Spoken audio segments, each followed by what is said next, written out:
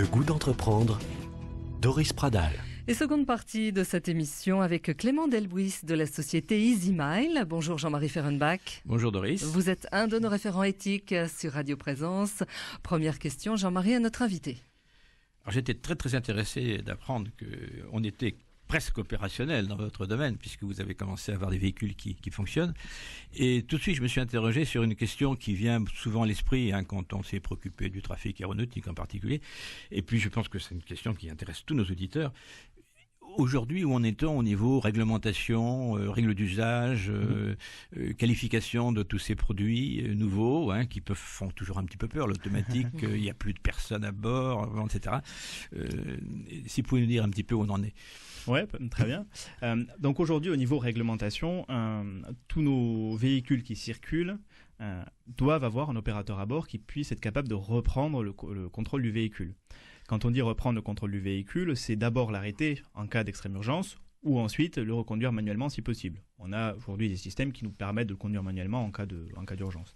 Ça, c'est la législation telle qu'elle est imposée aujourd'hui.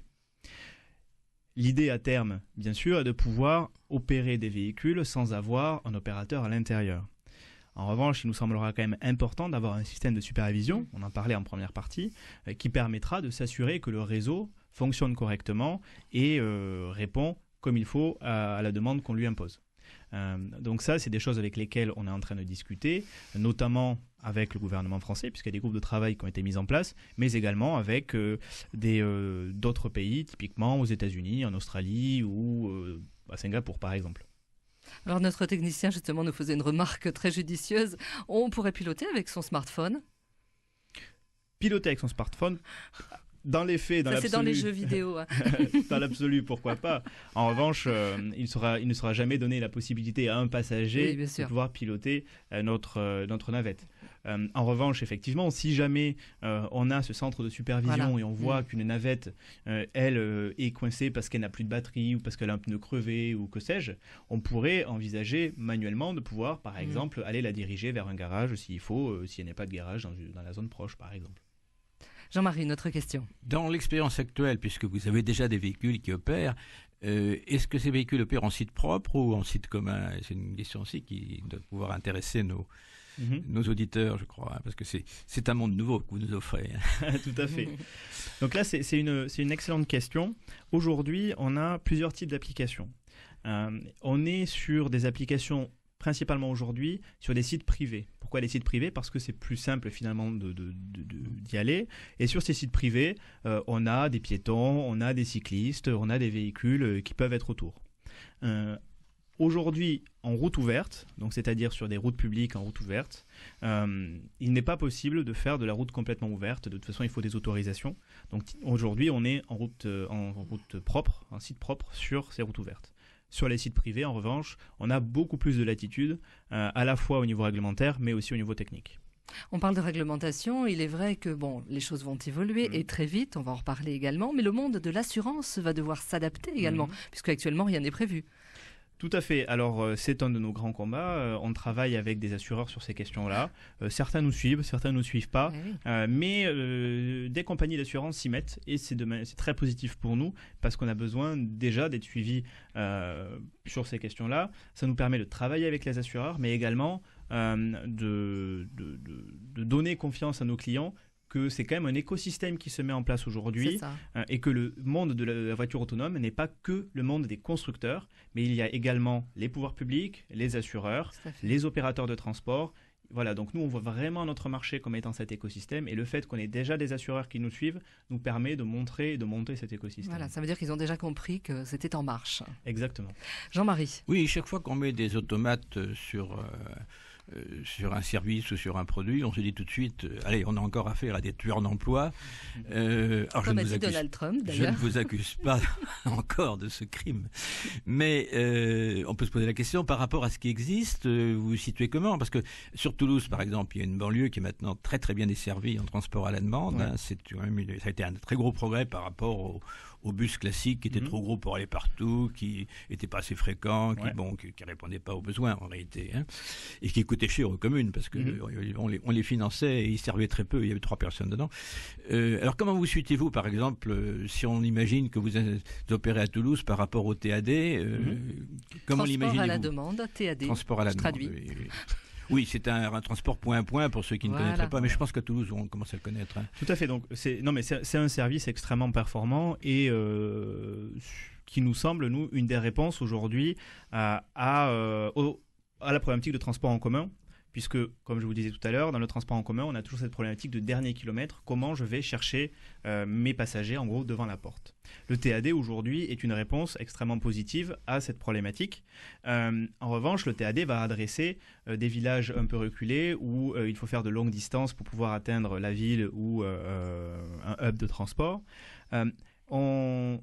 Avec cette navette-là, on ne va pas adresser ce type de problématiques, tout simplement parce que ça nécessiterait que nous on fasse des dizaines de kilomètres pour aller chercher quelqu'un à 90 km/h. C'est pas du tout l'aspect de notre navette aujourd'hui, puisqu'on est vraiment sur des problématiques de dernier kilomètre. Un exemple, on pourrait très bien imaginer avoir un lotissement de quelques hectares avec un arrêt de bus à l'entrée du lotissement et mettre une navette à l'intérieur du lotissement qui irait chercher les personnes chez elles et qui les amènerait à l'entrée du lotissement devant l'arrêt de bus.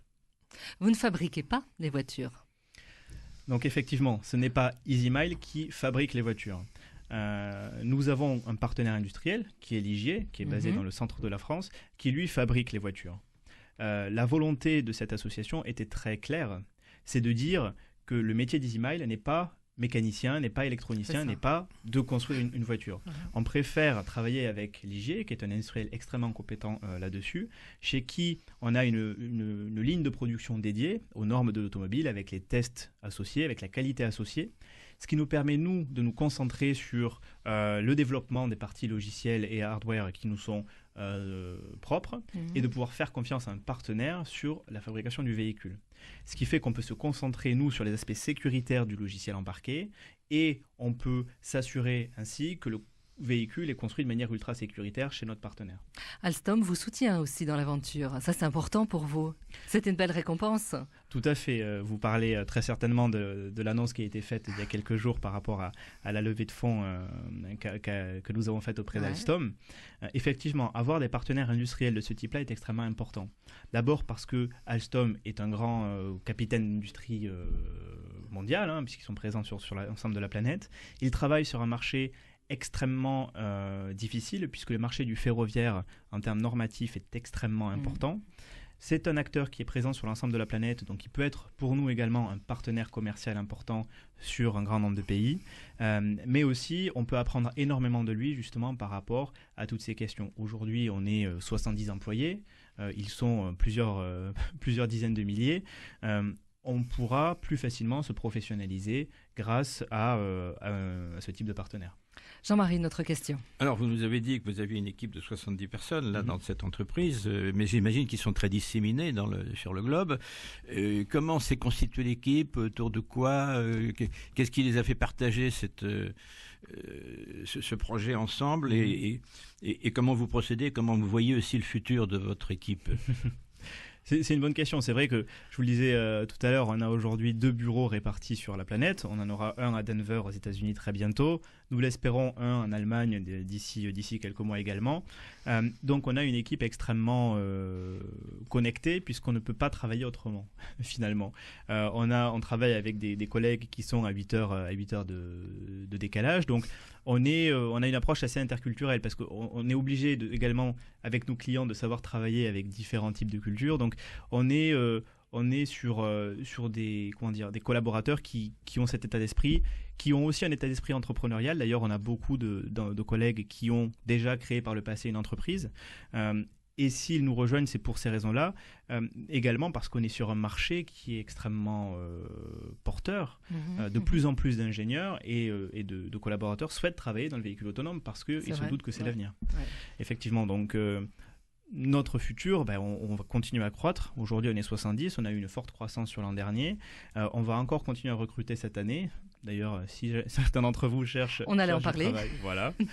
N'hésitez pas à venir nous voir. On cherche beaucoup d'ingénieurs, de docteurs en robotique, en développement bas niveau, en développement plus haut niveau. Après, on cherche aussi, bien sûr, des commerciaux, des ingénieurs commerciaux, à la fois germanophones, hispanophones.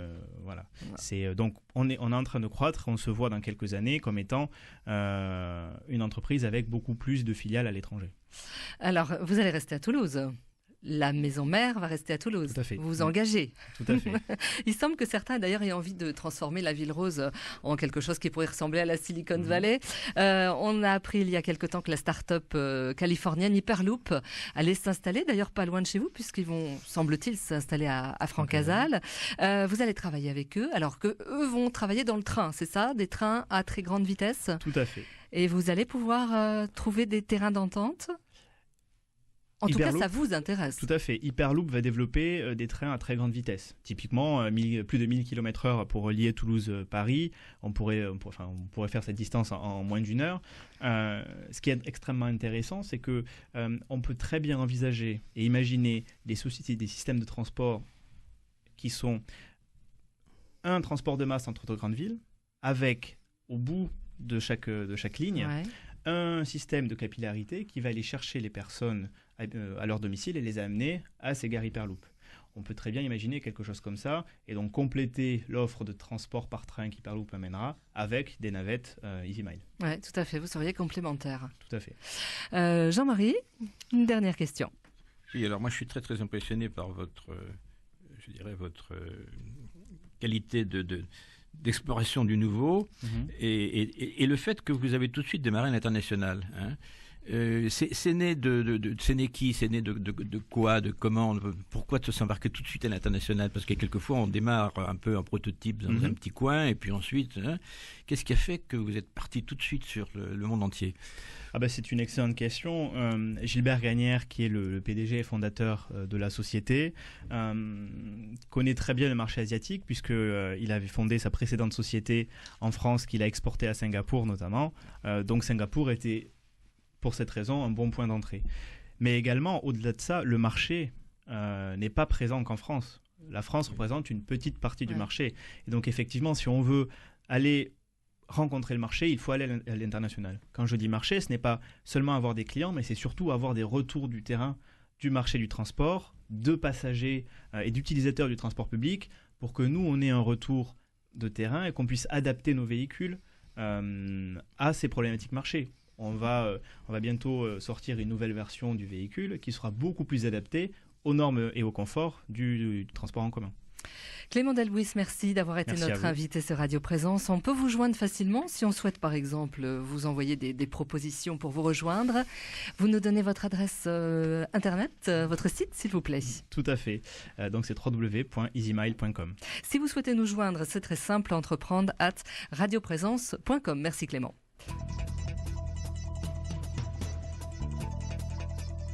Retrouvez cette émission sur décideurenrégion.fr/midi-pyrénées. Le goût d'entreprendre, une émission en partenariat avec la Caisse d'épargne, la Banque des entreprises et des professionnels de Midi-Pyrénées.